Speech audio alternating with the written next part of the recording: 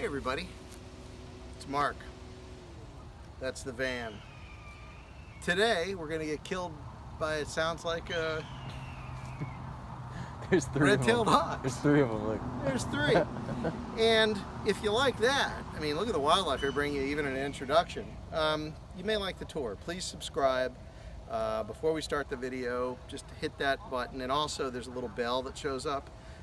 If you can, hit the bell, and anything that I put out, you'll be notified right away. So here we go.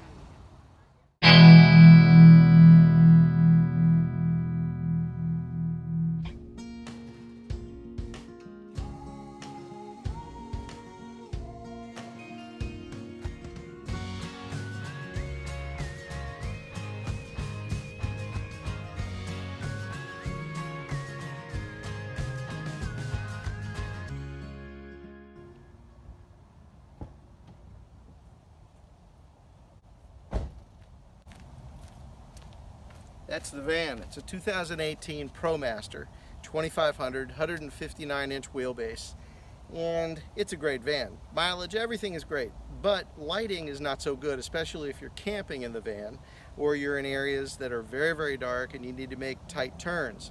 Whether it's mud or elevation, you really have to be careful. It's a big vehicle. What I've done is added lights on the bottom, fog lights. There's two all the way at the bottom.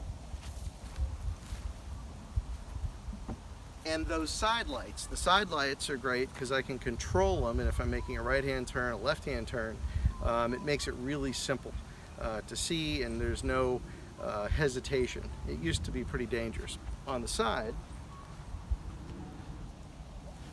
aside from mud flaps and running boards, which are important, I also added lights on each side. So this will really basically allow light on all the way around the van, 360. Makes it a lot safer. If you're camping and your sight's right there, don't upset your neighbors. They're bright lights, but you definitely can see things at night if you need to. I like to keep them off. In the rear, these are the same lights that are on the front bumper. On the sides, where if I'm making a right or left, you can see. These lights light up everything behind me. They kind of supplement what I would say are weaker reverse lights on the Promaster. Down here, a safety light. You can operate it using my remote control. This has been real helpful. You don't want to get hit. And some of the cities around the United States, and in Florida in particular, are nightmares. This is almost a third brake light, signal light, emergency light, and it works like this. You see, it's pretty bright. People definitely see it from the onboard camera. They hang way back. And up here in the garage. So Promaster doors, they open a couple ways. They open like and stop right there. Or the neat thing about a Promaster, they open and they're completely out of the way, which is kind of neat. This is what is always called the garage. My garage, I like to separate dust, and I had an old shower curtain. So behind the shower curtain is the garage. And the garage has all kinds of things. Now it's a little dark in there, but I did install a little light. I don't think it'll help very much. But all my solar type of controls are over here. My batteries are here, the controller, all my electronics are back in there, and they're separated by a piece of wood so nothing falls in there, and it gives it a nice ventilation. On top of the batteries, I have traction skids. Next time I get stuck in mud, I'll have those. I've got now shovels, I've got a tow strap on board. You name it, I have it. Chairs for setting up a camp. And then these drawers have all types of different items. Everything from cord to basically emergency water straws. You name it, it's in there. On the bottom, I've got all kind of tools, including power tools, because I run 120 in here. I have a 2,000 watt inverter, so I can run whatever I want anytime I want it, including coffee. We'll get to that in a minute. Up here, just useless odds and ends, things like nuts, bolts, particular nuts and bolts for this, so in case something breaks while I'm on the road, I'll have the hardware to fix it. All my kitchen supplies are here. I carry it separate. I like to be able to cook outside the van, not inside the van. More hand tools. And then over here is emergency type of equipment and tools. I've got a air pump, and behind here I've got basically a 1-ton jack and a number of odds and ends, including jumper cables, anything you'd need on the road to be completely independent. It's in here, and it works pretty well. On top is a full-size mattress.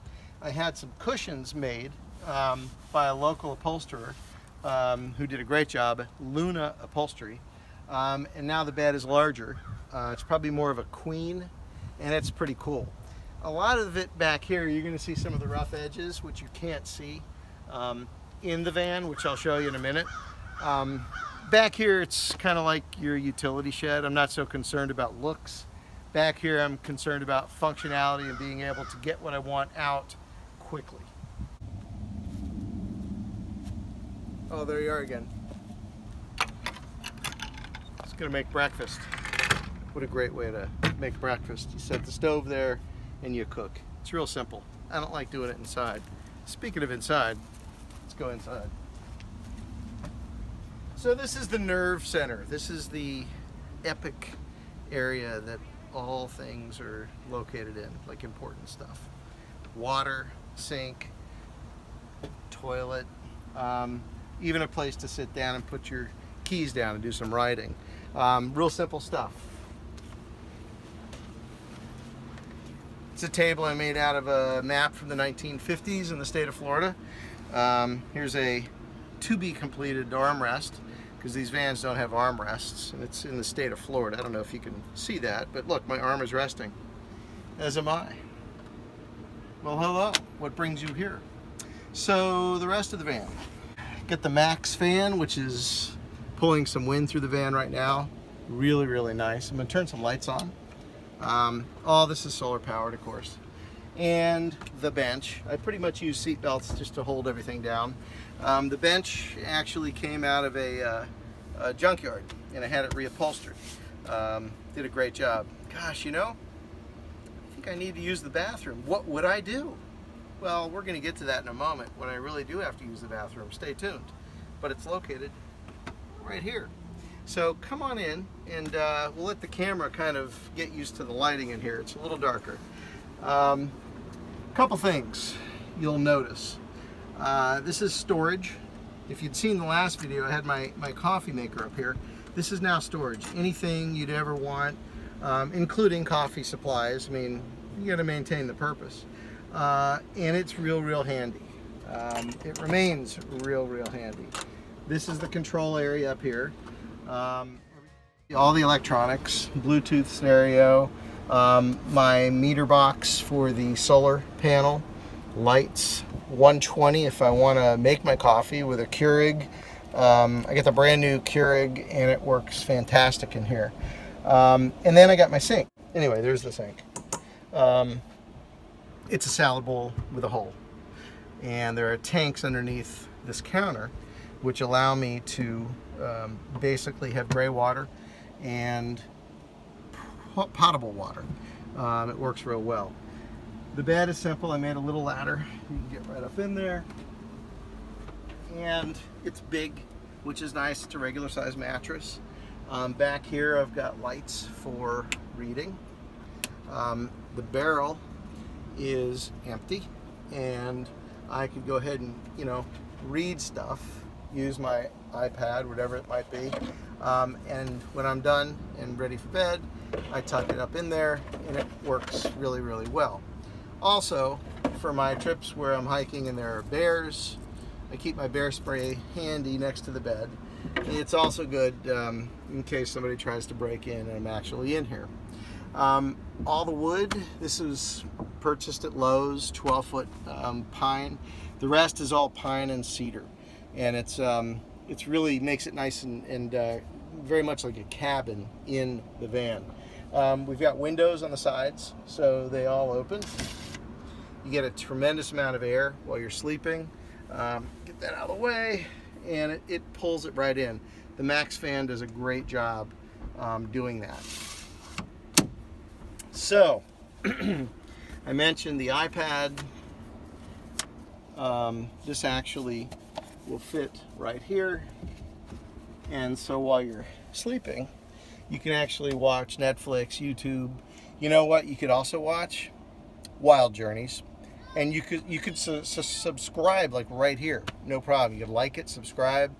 Just saying, that goes there.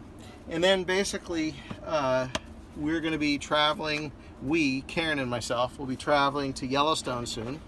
This will all be blankets, things that are important when you're cold, and this will have a really neat look to it because we'll have some winter blankets, wool blankets, those type of things ready to go. Once the doors close back here, it's kind of neat. It does look like a cabin. A couple things down here. This is the Costway refrigerator, freezer. I keep it open with a piece of foam, but it's deep. It keeps everything perfectly cool or cold or frozen. It barely sips off the battery power. I've got books up here, pamphlets, places I've traveled, and a hanger for my jacket. Lots of hangers in here. You can't have enough hangers, especially when space is really tight. I'll show you one thing that is pretty good. And here's some more storage space. So this is a drawer. Drawer opens, and I've got more things in here that are useful for me when camping or on the road. And this is where all the tanks and everything are.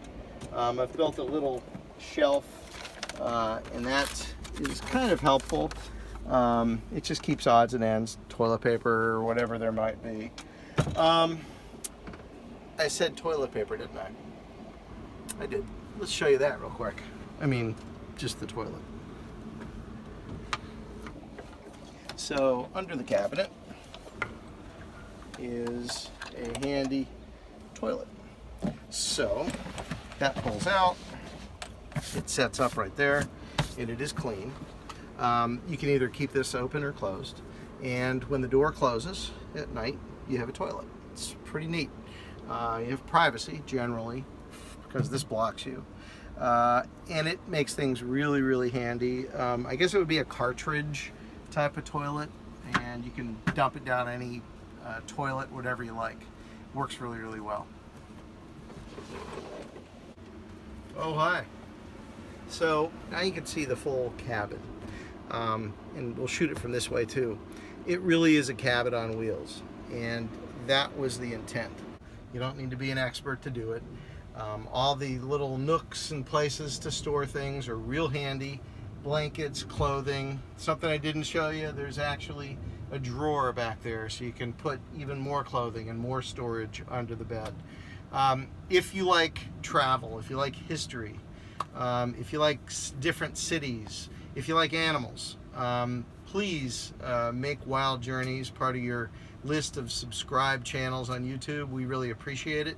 We hope to see you more. Remember, February, we will be in Ocala National Forest, and there will be a tape on that. And then late August, September, around the time National Geographic has done their own live from Yellowstone, we're going to be doing a Yellowstone video. We'll be there probably 8 or 9 nights. We hope to have wolves, bison, moose, all the great animals out there on a video for you. So go on a wild journey with us anytime you like. Subscribe when you can. Hit the little bell so you get publication notices immediately, and like the videos. We appreciate it, and we'll see you soon.